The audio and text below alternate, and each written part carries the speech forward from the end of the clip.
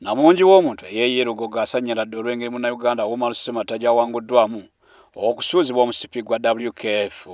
Ssemata atandise n'ebbugumu ekiwadde abawagizi b'essuubi nti engule bagiyinamu 5 wabula ebintu bitabuse lawundi ebadde esembayo. Ssemata bw'atandise okuzunga miguwa. Ng'olwana luno olusemberedde okutandika, munnansi wa Australia Piotr Lagodski asoose okuyingira miguwa nga bw'ang'olwa abawagizi ba Ssemata, era oluvannyuma Ssemata ayingidde miguwa mu kusaakaanya okubadde okw'amaanyi.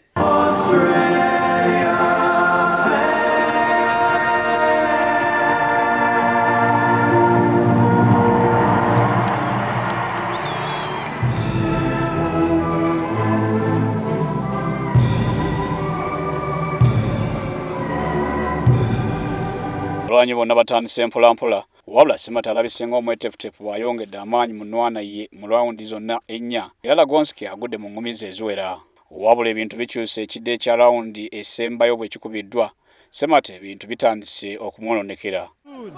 I was good, I was ready to go, but suddenly Levi put me down. We're definitely gonna get a rematch in Australia, man.